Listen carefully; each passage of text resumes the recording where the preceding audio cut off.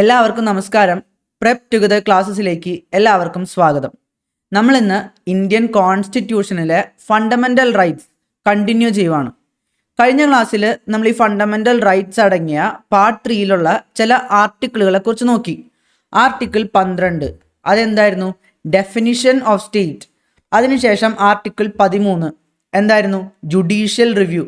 അതിനുശേഷം 14 മുതൽ 32 വരെയുള്ള ആർട്ടിക്കിളുകളിലുള്ള വിവിധ മൗലികാവകാശങ്ങൾ എന്തൊക്കെയാണെന്ന് നമ്മൾ ജസ്റ്റ് അതെന്തൊക്കെയാണെന്നൊന്ന് നോക്കി വെച്ചു. പിന്നെ നമ്മൾ പറഞ്ഞു ഇന്ത്യയിലത്തെ പൗരന്മാർക്ക് എല്ലാ മൗലികാവകാശങ്ങളും ഈ 14 മുതലുള്ള 32 വരെയുള്ള എല്ലാ മൗലികാവകാശങ്ങളും ഇന്ത്യൻ പൗരന്മാർക്കുണ്ട്. പക്ഷേ ഫോറിനേഴ്സിന് ചില മൗലികാവകാശങ്ങൾ മാത്രമേ ഉള്ളൂ. അതെന്തൊക്കെയാണെന്ന് നമ്മൾ കഴിഞ്ഞ ക്ലാസ്സിൽ ഓൾറെഡി പറഞ്ഞതാണ്. ഇനി നമുക്ക് ഓരോ മൗലികാവകാശങ്ങളെക്കുറിച്ചും ഡീറ്റെയിൽ ആയിട്ട് നോക്കാം. അപ്പോൾ ഡീറ്റെയിൽ ആയിട്ട് നമ്മൾ നോക്കുമ്പോൾ ആദ്യമായിട്ട് നമ്മൾ കാണാൻ പോകുന്ന മൗലികാവകാശം എന്ന് പറയുന്നത് ആർട്ടിക്കിൾ 14. ആർട്ടിക്കിൾ 14 ഏതൊരു റൈറ്റിൻ്റെ കീഴിലാണ് വരുന്നത്? നമ്മൾ നേരത്തെ പറഞ്ഞിട്ടുണ്ടായിരുന്നു 6 റൈറ്റ്സ് ആയിട്ടാണ് ഈ മൗലികാവകാശങ്ങളെ നമ്മൾ ബ്രോഡായിട്ട് ക്ലാസിഫൈ ചെയ്തിരിക്കുന്നതെന്ന്. അതിൽ റൈറ്റ് ടു ഈക്വാലിറ്റിയുടെ കീഴിലാണ് 14 മുതൽ 18 വരെയുള്ള ആർട്ടിക്കിളുകൾ വരുന്നത്. ഇവിടെ 14 എന്താ പറയുന്നത്? 14 പറയുന്നത് equality before law and equal protection of laws. എന്തുകൊണ്ടാണ് ഇവിടെ രണ്ടും സെപ്പറേറ്റ് ആയിട്ട് എടുത്ത് പറയുന്നത്? ഇവർക്കൊരൊറ്റ വാക്കിൽ ഇത് അങ്ങോട്ട് കംപ്ലീറ്റ് ചെയ്താൽ പോരെ. നമ്മളെ പ്രിയാമ്പിളിൽ കണ്ടിരുന്നു അവിടെ equal status and equal opportunity ensure ചെയ്യുന്നു പറയുന്നതായിട്ട്. അപ്പോൾ അത് തന്നെ ഇവിടെയും കൊടുത്താൽ പോരെ. എന്തിനാണ് ഇങ്ങനെ രണ്ട് ഡിഫറെൻ്റ് ആയിട്ടുള്ള കാര്യങ്ങൾ പറയേണ്ട ആവശ്യം? ഇവിടെ ഇത്രയും വലുതാക്കി ഒരു ആർട്ടിക്കിൾ 14 കൊടുക്കേണ്ട ആവശ്യമില്ലല്ലോ. ഇവിടെ രണ്ടും രണ്ടായിട്ട് പറയാനുള്ള കാരണം എന്താണെന്ന് വെച്ച് കഴിഞ്ഞാൽ ഈ ഈക്വാലിറ്റി ബിഫോർ ലോ എന്നുള്ളത് ഒരു ബ്രിട്ടീഷ് കോൺസെപ്റ്റാണ്. അതുപോലെ തന്നെ ഈക്വൽ പ്രൊട്ടക്ഷൻ ഓഫ് ലോസ് അതൊരു അമേരിക്കൻ കോൺസെപ്റ്റാണ്. രണ്ടും രണ്ട് ഡിഫറെൻറ്റ് കോൺസെപ്റ്റ്സ് ആയതുകൊണ്ടാണ് ഇതിനെ രണ്ടും എടുത്തു പറഞ്ഞിട്ടുള്ളത്. ഈ രണ്ട് കോൺസെപ്റ്റ്സും നമ്മുടെ ഈ രാജ്യത്തിൽ നമ്മൾ ഫോളോ ചെയ്തു പോകുന്നുണ്ട്. ഈ രണ്ട് കോൺസെപ്റ്റ്സും എങ്ങനെയാണ് ഡിഫറെൻ്റ് ആവുന്നതെന്ന് നമുക്ക് നോക്കാം. പലർക്കും ഇത് വളരെ കൺഫ്യൂസിങ് ആവാറുണ്ട്. കാരണം നമ്മൾ വായിച്ചു നോക്കുമ്പോൾ രണ്ടും ഏതാണ്ട് സെയിം അല്ലേ. അപ്പോൾ നമ്മൾ മനസ്സിലാക്കില്ല നമുക്ക് എന്താണ് ഡിഫറൻസ് നോക്കാം. ഈ ബ്രിട്ടീഷ് കോൺസെപ്റ്റ് നമ്മളതിൻ്റെ പാരാമീറ്റേഴ്സ് എടുത്ത് നോക്കുകയാണെങ്കിൽ അതൊരു നെഗറ്റീവ് കോൺസെപ്റ്റാണ്. എന്തു വന്നാലും എല്ലാവരെയും ഒരുപോലെയേ കാണാൻ പാടുള്ളൂ, അല്ലെങ്കിൽ ഒരുപോലെ അല്ലാതെ ആരെയും കാണരുത് എന്ന് പ്രത്യേകം എടുത്തു പറയുന്നുണ്ട്. എന്ത് സിറ്റുവേഷൻ വന്നാലും പാവപ്പെട്ടവനാണെങ്കിലും സമ്പന്നനാണെങ്കിലും എന്ത് വ്യത്യാസം ഉണ്ടെങ്കിലും ഒരുപോലെയേ കാണാവൂ, ഒരുപോലെ അല്ലാതെ കാണരുത് എന്ന് പാരാമീറ്റേഴ്സിൽ നോക്കുമ്പോൾ നമ്മൾ കാണും. ഇതിനെ ഈ ഒരു നെഗറ്റീവ് കോൺസെപ്റ്റായിട്ടാണ് നമ്മൾ ഈ ബ്രിട്ടീഷ് കോൺസെപ്റ്റിനെ കാണുന്നത്. അത് കഴിഞ്ഞിട്ട് നമ്മൾ അമേരിക്കൻ കോൺസെപ്റ്റിലോട്ട് പോകുമ്പോൾ അവിടെ അതൊരു പോസിറ്റീവ് കോൺസെപ്റ്റാണ്. അതായത് ചില കാരണങ്ങൾ കൊണ്ട് എക്സെപ്ഷൻസ് കൊടുത്തിട്ടുണ്ട്. ഇപ്പോൾ പാവപ്പെട്ടവൻ സമ്പന്നൻ ഒരുപോലെ അല്ലാത്തവരെ ആണെങ്കിൽ ഒരുപോലെ കാണേണ്ട ആവശ്യമില്ല. Like should be treated a like. ഒരുപോലെയുള്ളവരെ ഒരുപോലെ കാണണം, ഒരുപോലെ അല്ലാത്തവരെ ഒരുപോലെ കാണേണ്ട ആവശ്യമില്ലെന്നുള്ള ഒരു എക്സെപ്ഷൻ നമ്മളുടെ ഈ ഒരു അമേരിക്കൻ കോൺസെപ്റ്റ് നൽകുന്നുണ്ട്.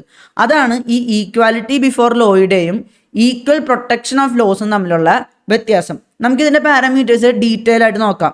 നമ്മൾ ഈ ബ്രിട്ടീഷ് കോൺസെപ്റ്റിലോട്ട് വരുമ്പോൾ അതിൻ്റെ പാരാമീറ്റേഴ്സ് എന്താ പറയുന്നതെന്ന് നോക്കാം. അതിൻ്റെ പാരാമീറ്റേഴ്സിൽ ആദ്യത്തെ പാരാമീറ്റർ ആയിട്ട് പറയുന്നത് the absence of any special privileges in the favour of any person. ഏതെങ്കിലും ഒരു വ്യക്തിക്കായിട്ട് സ്പെഷ്യൽ പ്രിവിലേജസ് പാടില്ല. അപ്പം നോ സ്പെഷ്യൽ പ്രിവിലേജസ്. അതിനുശേഷം രണ്ടാമത്തത് the equal subjection of all persons to the ordinary law. അതായത് നമ്മളുടെ രാജ്യത്ത് ഒരു ഒറ്റ നിയമം ഉണ്ടാവുള്ളൂ, ഒരു സാധാരണമായിട്ടുള്ള എല്ലാവർക്കും ഒരുപോലെയുള്ള ഒരൊറ്റ നിയമം. To the ordinary law of the land administered by ordinary law courts. നമുക്ക് എല്ലാവർക്കും ഒരേ തരത്തിലുള്ള കോടതിയാണ്. ഇപ്പോൾ കോടതിയിൽ പോകുമ്പോൾ സമ്പന്നനൊരു കോടതി, അംബാനിക്ക് വേണ്ടി ഒരു കോടതി, പാവപ്പെട്ടവന് വേറൊരു കോടതി, അങ്ങനെയൊന്നും ഇല്ലല്ലോ. നിയമത്തിൻ്റെ കാര്യത്തിലാണെങ്കിലും ഇന്ത്യൻ പീനൽ കോഡ് അങ്ങനെയല്ലേ ഉള്ളൂ. അല്ലാതെ അംബാനി പീനൽ കോഡ്, പാവപ്പെട്ടവൻ്റെ പീനൽ കോഡ് അങ്ങനെയൊന്നും ഇല്ലല്ലോ. ഇതാണ് ഇവിടെ പറയുന്നത് ഈക്വൽ സബ്ജക്ഷൻ. എല്ലാവരെയും ഒരേ നിയമത്തിനായിട്ട് സബ്ജക്റ്റ് ചെയ്യുക, എല്ലാവർക്കും ഒരേ നിയമം. ഇവിടെ രണ്ട് തരത്തിലുള്ള നിയമം ഒന്നുമില്ല. അതാണ് ഇവിടെ പറഞ്ഞു വയ്ക്കുന്നത്. ഇനി മൂന്നാമത്തെ കാര്യത്തിലോ no person is above the law.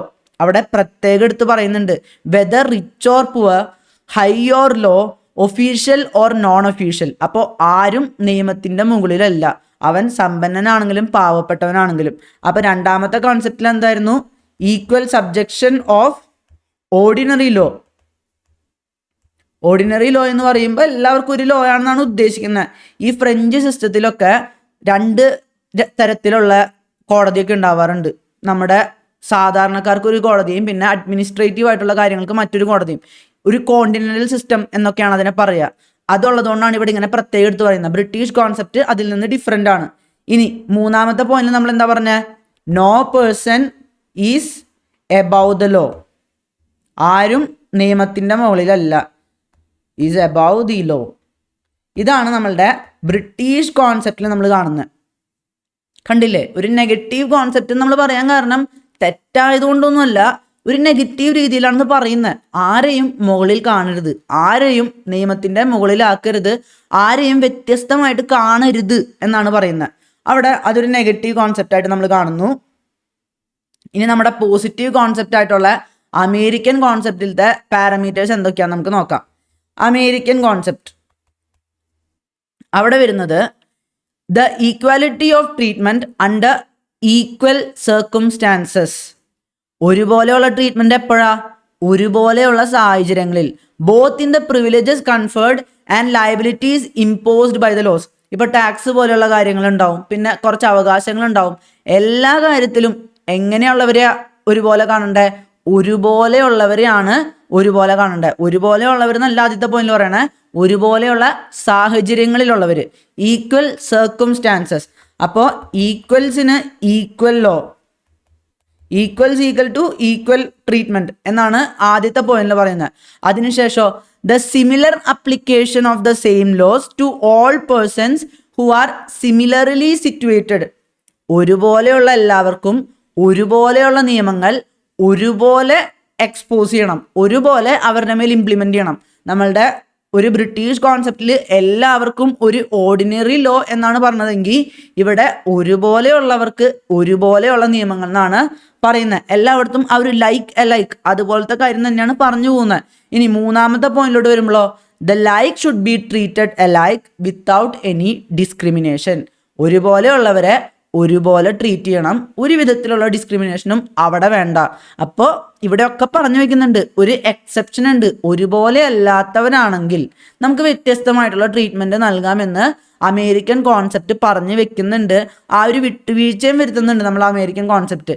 അതുകൊണ്ട് തന്നെയാണ് അമേരിക്കൻ കോൺസെപ്റ്റിനെ നമ്മൾ കുറച്ചും കൂടെ ഒരു പോസിറ്റീവ് ആയിട്ടുള്ള കോൺസെപ്റ്റാണെന്ന് പറയുന്നത്. ഇവിടെ നിങ്ങളൊന്ന് ആലോചിച്ച് നോക്കിയാൽ മതി, ഇന്ത്യ വളരെ ഇനീക്വാലിറ്റി ഉള്ള ഒരു രാജ്യമാണ്. ഇവിടെ ഇപ്പോഴും സ്വാതന്ത്ര്യം കഴിഞ്ഞ് ഇത്രയും വർഷങ്ങളായിട്ടും ഇനീക്വാലിറ്റി വിട്ടുപോയിട്ടില്ല. വലിയ തോതിലുള്ള ഇനീക്വാലിറ്റിയാണ് ഇവിടെ ഉള്ളത്. വലിയ സമ്പന്നന്മാരുണ്ട്. ഇപ്പം അംബാനിയും അദാനിയും ഒക്കെ ലോക സമ്പന്നരുടെ പട്ടികയിൽ തന്നെ ഇടം പിടിക്കുന്നവരാണ്. പക്ഷേ ഇവിടെ പട്ടിണി പാവങ്ങളുണ്ട്. ഇവിടെ എല്ലാവർക്കും ഒരു നിയമം, ഒരു വിട്ടുവീഴ്ചയും വേണ്ട, ആരെയും വ്യത്യസ്തമായിട്ട് കാണില്ല എന്നൊക്കെ പറഞ്ഞു കഴിഞ്ഞാൽ പ്രശ്നമാവില്ലേ? അതുകൊണ്ടാണ് നമ്മൾ രണ്ട് കോൺസെപ്റ്റ്സും ഇവിടെ ഒരുപോലെ ഉപയോഗിക്കുന്നത്. ഈക്വൽ പ്രൊട്ടക്ഷൻ ഓഫ് ലോസ് എന്ന് പറയുമ്പോൾ കുറച്ച് വിട്ടുവീഴ്ചയും സമ്മതിക്കുന്നുണ്ട്. ഇപ്പോൾ ഒരു പാവപ്പെട്ടവൻ അല്ലെങ്കിൽ ഒരു സോഷ്യലി ബാക്ക്വേർഡ് ആയിട്ടുള്ള വ്യക്തിയൊക്കെ വരുമ്പോൾ അവിടെ ഒരു വിട്ടുവീഴ്ച വരുത്താനും നമ്മൾ ഈക്വൽ പ്രൊട്ടക്ഷൻ ഓഫ് ലോസ് അനുവദിക്കുന്നുണ്ട്. ഇനി സുപ്രീം കോടതി ഇതിനെക്കുറിച്ച് എന്താ പറഞ്ഞത് നമുക്ക് നോക്കാം.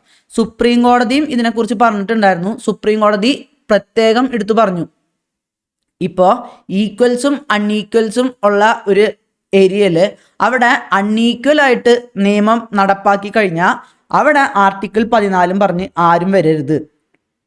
അതായത് സുപ്രീം കോടതി പ്രത്യേകം എടുത്ത് വെക്കുകയാണ്, ഈക്വാലിറ്റി ബിഫോർ ലോ ഒക്കെ ഉണ്ട്, അതിൻ്റെ കൂടെ തന്നെ ഈക്വൽ പ്രൊട്ടക്ഷൻ ഓഫ് ലോസും ഉണ്ട്. ഒരുപോലെ അല്ലാത്തവരാണെങ്കിൽ, ലൈക്ക് അല്ലാത്തവരാണെങ്കിൽ അവരെ ഡിഫറൻ്റ് ആയിട്ട് ട്രീറ്റ് ചെയ്തു എന്ന് പറഞ്ഞാൽ നമുക്ക് ആർട്ടിക്കിൾ 14 കൊണ്ട് കേസ് കൊടുക്കാൻ പറ്റില്ല എന്ന് സുപ്രീം കോടതി എടുത്ത് പറയുന്നുണ്ട്.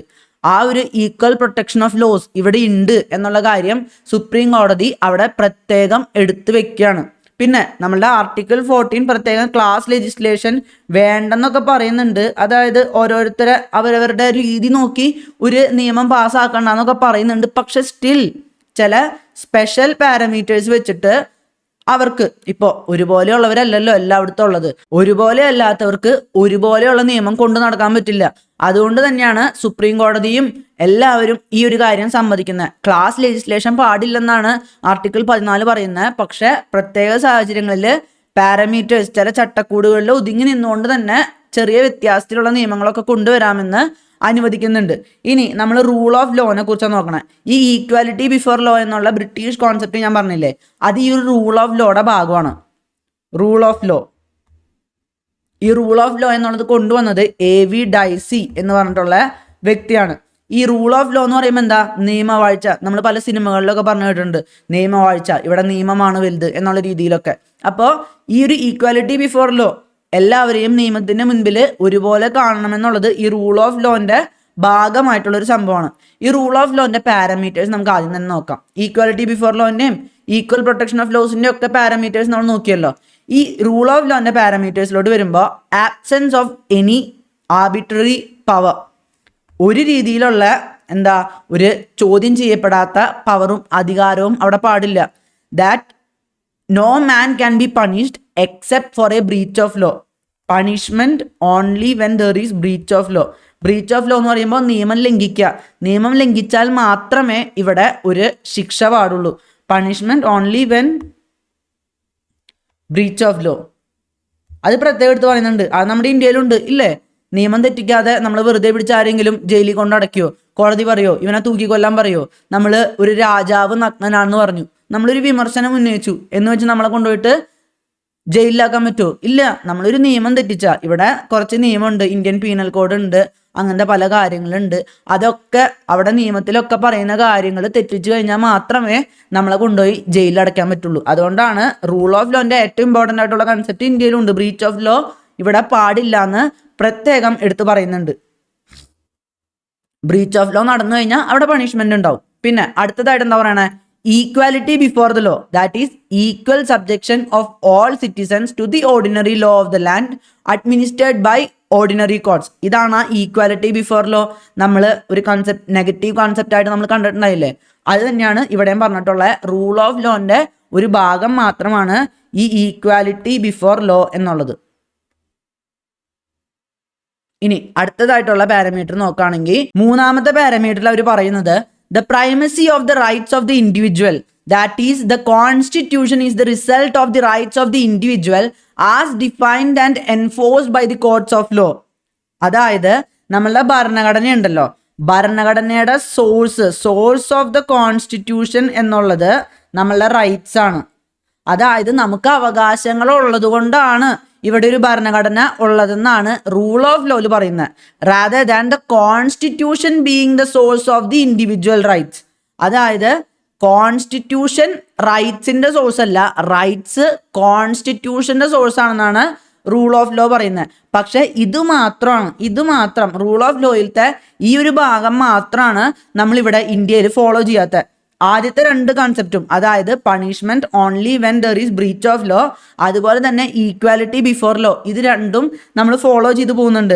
കാരണം ഇവിടെ ഭരണഘടന ഉള്ളത് അവകാശങ്ങളുള്ളത് കൊണ്ടല്ല, നമ്മുടെ ഭരണഘടന ഉള്ളത് കൊണ്ടാണ് ഇന്ത്യയിൽ അവകാശങ്ങളുള്ളത്.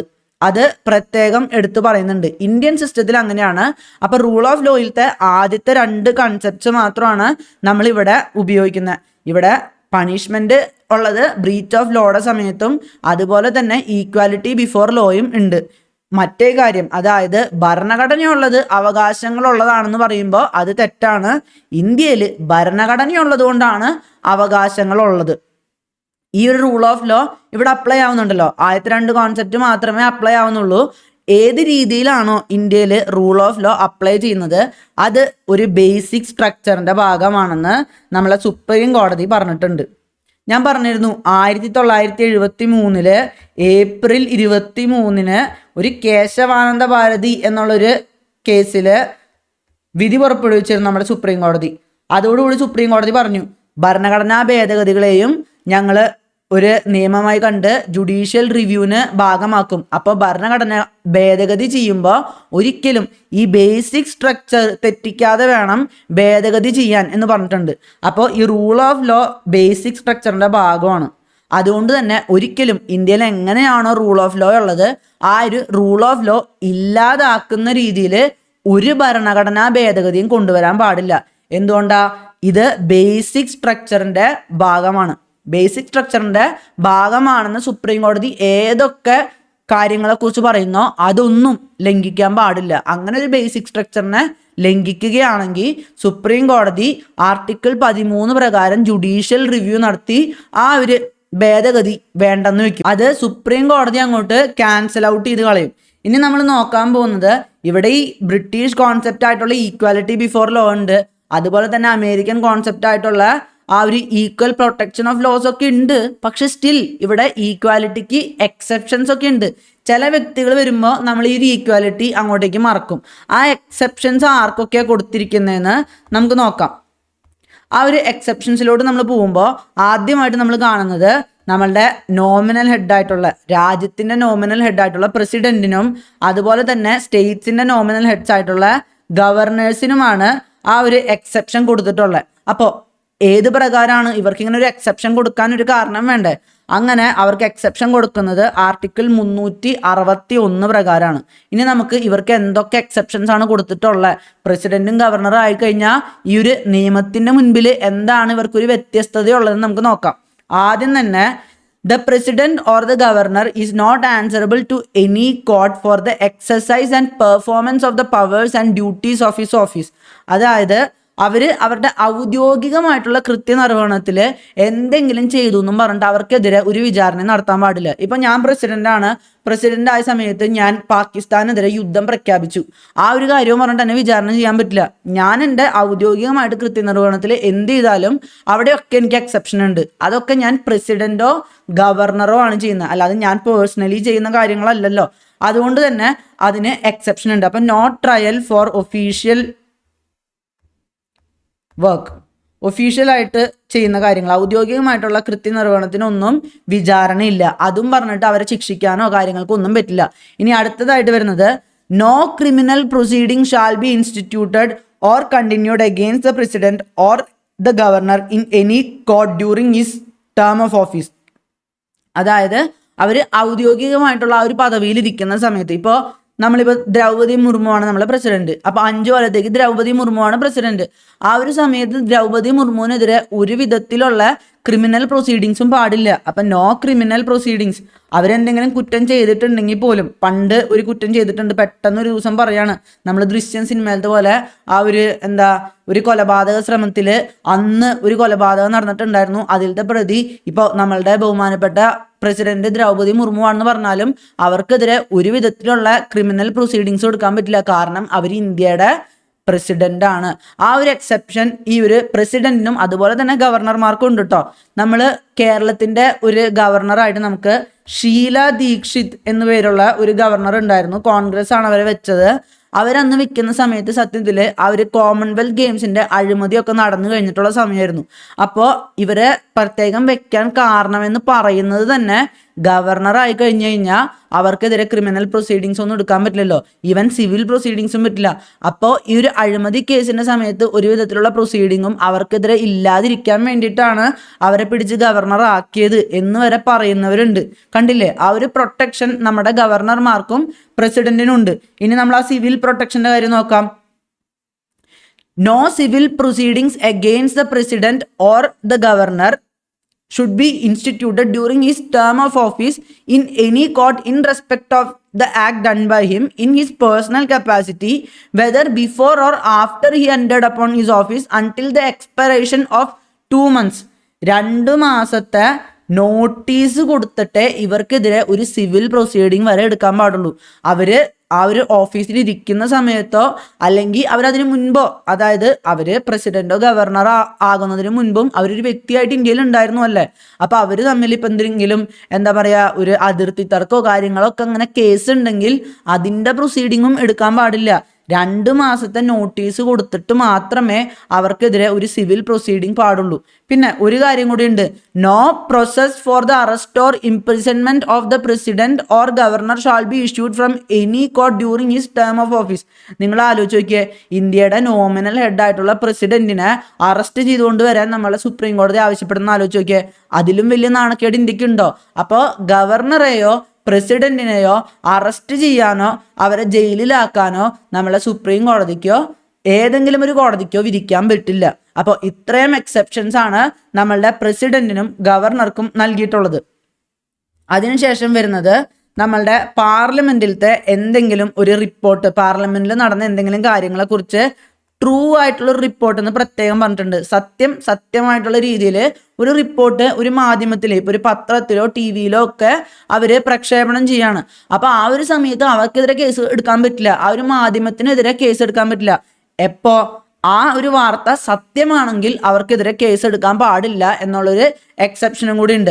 പിന്നെ അതുപോലെ തന്നെ നമ്മളുടെ ഈ പാർലമെന്റിലത്തെ ഏതെങ്കിലും മെമ്പർ ആ ഒരു പാർലമെന്റിൽ വെച്ച് ചെയ്യുന്ന എന്തെങ്കിലും കാര്യം, ഇപ്പോൾ മുഖ്യമന്ത്രി രാജിവെക്കണം എന്ന് നിയമസഭയിൽ പറയും, നമ്മളുടെ പാർലമെന്റിൽ പോയിട്ട് പ്രധാനമന്ത്രി മോദി രാജിവെക്കണം, അല്ലെങ്കിൽ നടുത്തളത്തിൽ ഇറങ്ങി പ്രതിഷേധിച്ചു, ഇത്തരം കാര്യങ്ങൾക്കൊക്കെ പുറത്ത് കേസ് എടുക്കാൻ പറ്റില്ല. അത് പാർലമെന്റിന്റെ ഉള്ളിൽ നടക്കുന്ന കാര്യങ്ങളാണ്. അപ്പൊ പാർലമെന്റിന്റെ ഉള്ളിൽ നടന്ന ഒരു കാര്യത്തിനും അവർക്കെതിരെ ഒരു വിധത്തിലുള്ള പ്രൊസീഡിങ്സും എടുക്കാൻ പറ്റില്ല. ഇപ്പൊ പാർലമെന്റിന്റെ ഉള്ളിലത്തെ കാര്യങ്ങളാണെങ്കിൽ ആ ഒരു പാർലമെന്റിൽ, ഇപ്പൊ ലോക്സഭയിലാണെങ്കിൽ സ്പീക്കർക്ക് ഒരു അച്ചടക്ക നടപടി എടുക്കാം, ഇന്ന വ്യക്തിയെ സസ്പെൻഡ് ചെയ്യാം, അങ്ങനെയൊക്കെ പറയാം.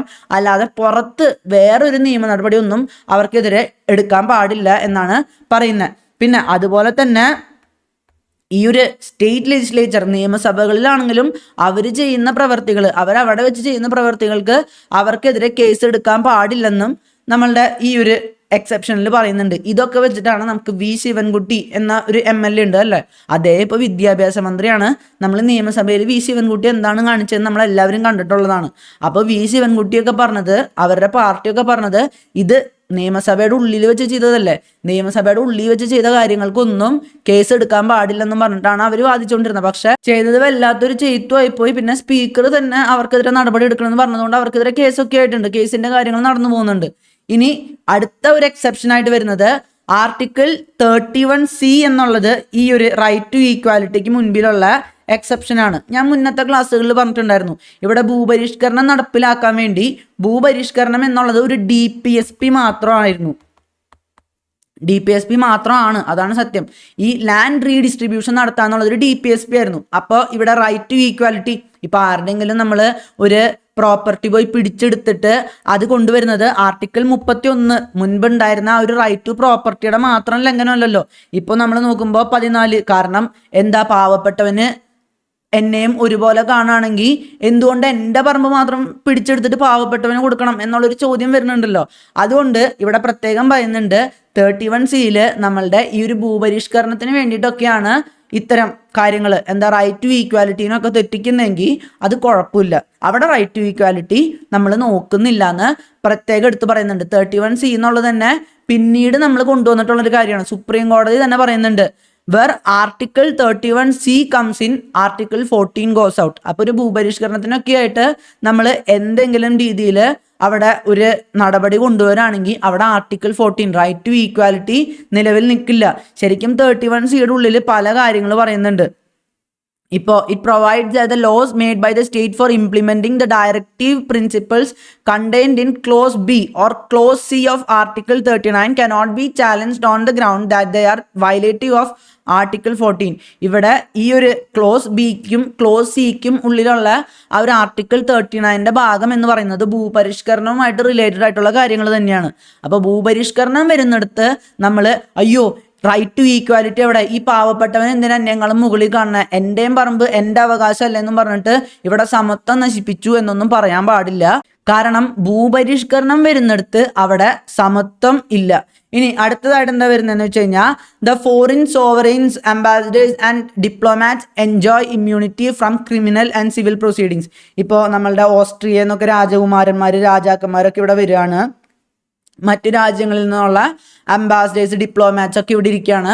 അപ്പോൾ അവർക്കെതിരെ ക്രിമിനൽ ആൻഡ് സിവിൽ പ്രൊസീഡിങ്സിൽ അവർക്കും ഇമ്മ്യൂണിറ്റി ഉണ്ട്. ഇപ്പോൾ നമ്മളുടെ ഗവർണർക്കൊക്കെ ഉള്ള പോലെ ഇവർക്കൊക്കെ ഉള്ള പോലെ അവർക്കും ഇമ്മ്യൂണിറ്റി ഉണ്ട്. പിന്നെ the UNO and it's agencies enjoy the diplomatic immunity. ഇതൊക്കെ ഒരു ഡിപ്ലോമാറ്റിക് ഇമ്മ്യൂണിറ്റിയാണ്. കാരണം അവരവരുടെ രാജ്യത്തിൻ്റെ പ്രതിനിധികളായിട്ടാണ് ഇവിടെ വരുന്നത്. അപ്പോൾ അവർക്ക് പല കാര്യങ്ങളിലും പല പ്രൊസീഡിങ്സിൻ്റെ കാര്യത്തിലും ഒരു ഇമ്മ്യൂണിറ്റി ഉണ്ട്. കാരണം നമ്മൾ ചിലപ്പോൾ രാജ്യത്തിന് ആ ഒരു നിയമം നടപ്പിലാക്കാൻ വിട്ടുകൊടുക്കുകയൊക്കെ ചെയ്യും. അത് അവർ മറ്റൊരു രാജ്യത്തിൻ്റെ പ്രതിനിധിയായിട്ട് ഇവിടെ വരുന്നത് കൊണ്ടാണ്. അപ്പോൾ UNOയിലത്തെ മെമ്പേഴ്സ്, ഇവിടെ ഇന്ത്യയിലെ പ്രതിനിധികളായിട്ട് വരുന്നവർ, അതുപോലെ തന്നെ മറ്റ് രാജ്യങ്ങളുടെ അംബാസഡേഴ്സ് ആയിട്ട് വരുന്നവർ, അവർക്കൊക്കെ ഒരു ഇമ്മ്യൂണിറ്റി നൽകിയിട്ടുണ്ട്. പിന്നെ നമ്മൾ മറ്റ് രാജ്യങ്ങളോട് പ്രോപ്പറായിട്ട് ചോദിച്ചിട്ട് തന്നെ അവർക്കെതിരെയൊക്കെ നടപടി എടുക്കുള്ളൂ. അപ്പോൾ ഇത്രയും കാര്യങ്ങളാണ് വരുന്നത്. നമ്മൾ റൈറ്റ് ടു ഈക്വാലിറ്റിയിൽ നമ്മൾ എങ്ങനെയാണ് ആ റൈറ്റ് ടു ഈക്വാലിറ്റിയുടെ ഉള്ളിൽ equality before law and equal protection of laws രണ്ട് വ്യത്യസ്ത കോൺസെപ്റ്റ് ആയിട്ട് ആർട്ടിക്കിൾ 14 ഉള്ളിൽ കൊടുത്തിട്ടുള്ളതെന്ന് നമ്മൾ നോക്കി. അതിനുശേഷം ഈ ഒരു ഈക്വാലിറ്റി ബിഫോർ ലോ അത് റൂൾ ഓഫ് ലോയുടെ ഭാഗമാണ്. അപ്പോൾ റൂൾ ഓഫ് ലോ എങ്ങനെയാണ് ഇന്ത്യയിൽ അപ്ലൈഡ് ആവുന്നത്, പിന്നെ റൂൾ ഓഫ് ലോ ഇന്ത്യയുടെ ഒരു ബേസിക് സ്ട്രക്ചർ, ഭരണഘടനയുടെ തന്നെ ബേസിക് സ്ട്രക്ചറിൻ്റെ ഭാഗമാണെന്ന് നമ്മൾ നോക്കി. അതിനുശേഷം സുപ്രീം കോടതി എന്തൊക്കെയാണ് പറഞ്ഞിട്ടുള്ളത്, അതും കഴിഞ്ഞ് നമ്മൾ ഈ ഒരു ഈക്വാലിറ്റിയുടെ മേലുള്ള എക്സെപ്ഷൻസ് വരെ നോക്കി. അതായത് ആർക്കൊക്കെയാണ് ഇവിടെ എക്സെപ്റ്റ് ചെയ്ത് വെച്ചിരിക്കുന്നത്, നമ്മളെ പ്രസിഡന്റിനും ഗവർണറിനും, പിന്നെ ഇപ്പോൾ ഈ പാർലമെന്റിൻ്റെയോ നിയമസഭയുടെയോ ഒക്കെ വാർത്ത കൊടുക്കുന്നവർക്ക്, സത്യമായിട്ടാണ് വാർത്ത കൊടുക്കുന്നതെങ്കിൽ അവർക്ക്, പിന്നെ പാർലമെന്റിലും നിയമസഭയിലും MLA-മാരും MP-മാരും ചെയ്യുന്ന കാര്യങ്ങൾക്കൊക്കെ അവിടെ ചെയ്യുന്ന കാര്യങ്ങൾക്ക് അവർക്കെതിരെ കേസ് പാടില്ല എന്ന് പ്രത്യേകം പറഞ്ഞിട്ടുണ്ട്. നമ്മളുടെ നിയമസഭയുടെ കാര്യത്തിൽ എന്തുണ്ടായെന്ന് വെച്ച് കഴിഞ്ഞാൽ പ്രോപ്പറായിട്ട് പൊതുമുതൽ നശിപ്പിച്ചതായിട്ട് കണ്ടു. പിന്നെ സ്പീക്കർ അവർക്കെതിരെ മൊഴി നൽകി. പിന്നെ സ്റ്റിൽ ഇപ്പോൾ കേസ് നടന്നുകൊണ്ടിരിക്കുകയാണ്. അവർ വാദം ഉന്നയിക്കുന്നുണ്ട്, കാരണം ഇതൊരു നിയമസഭയുടെ ഉള്ളിലുള്ള കാര്യമാണെന്നൊക്കെ. അത് വേറൊരു വസ്തുതയാണ്. പിന്നെ നമ്മൾ കണ്ടു ഭൂപരിഷ്കരണത്തിനായിട്ട് എന്തെങ്കിലും കൊണ്ടുവരാണെങ്കിൽ അവിടെ റൈറ്റ് ടു ഈക്വാലിറ്റി അപ്ലൈ ആവില്ല. പിന്നെ ഇവിടുത്തെ ഫോറിൻ സോവറൈൻസ്, മറ്റു രാജ്യങ്ങളിലത്തെ അധികാരികളായിട്ട്, ഇപ്പോൾ നമ്മൾ രാജാക്കന്മാർ അങ്ങനെയൊക്കെ വരികയാണെങ്കിൽ, അല്ലെങ്കിൽ അംബാസഡേഴ്സ്, ഡിപ്ലോമാറ്റ്സ് ഒക്കെ വരികയാണെങ്കിൽ, അതുപോലെ തന്നെ UNOൻ്റെ വിവിധ ഡിപ്ലോമാറ്റ്സിനും ഇവിടെ ഒരു ഡിപ്ലോമാറ്റിക് ഇമ്മ്യൂണിറ്റി ഉണ്ട്. അവരെയും ഈ ഒരു സിവിൽ ക്രിമിനൽ പ്രൊസീഡിങ്സിൽ നിന്ന് മാറ്റി നിർത്തും എന്ന് നമ്മൾ കണ്ടു. അപ്പോൾ ഇത്രയാണ് നമുക്ക് ആർട്ടിക്കിൾ 14 പഠിക്കാനുള്ളത്. അടുത്ത ആർട്ടിക്കിൾ നമുക്ക് അടുത്ത ക്ലാസ്സിൽ നോക്കാം. അതുവരയ്ക്കും ബൈ.